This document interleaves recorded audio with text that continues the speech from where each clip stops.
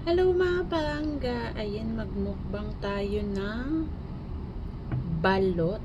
Balot yan mga palangga. Tapos meron tayong suka na maanghang. At saka nilagyan na lang natin ng gulay. Meron tayong gulay. At saka balot. No? Napasarap nito mga palangga. Ayun, may sabaw pa siya.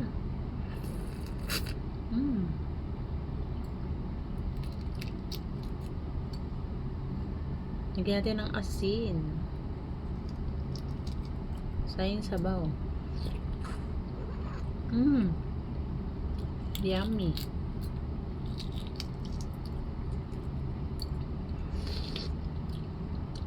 Napakadami yung sabaw mga palangga.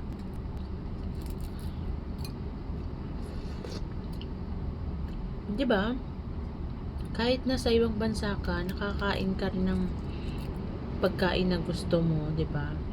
Tsaka kasi marami dito nagtitinda ng mga Filipino food. So, hindi mo talaga sila mamimiss yung iba kasi nandito na sa lugar na pinagtrabahuan mo yung mga Pilipino pagkain natin. Kaya, lagyan natin ng suka. Sayang yung sabaw, mga palangga.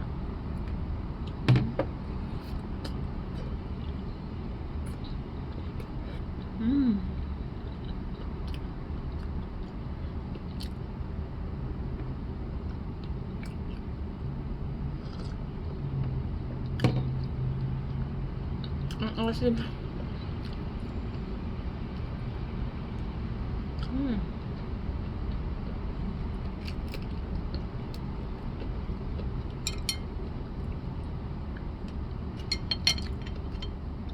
Sarap. Ang asim ng suka.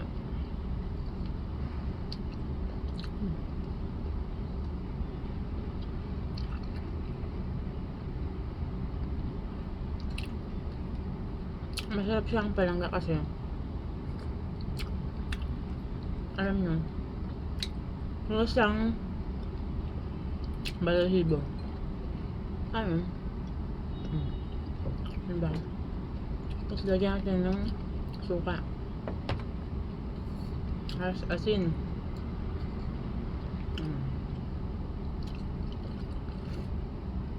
Tutusin lang bitin ako sa isa mga palangga. Siguro makakaubos ko ng 3.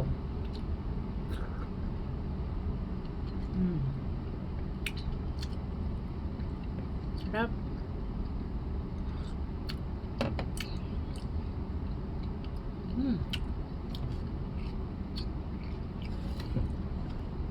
Done.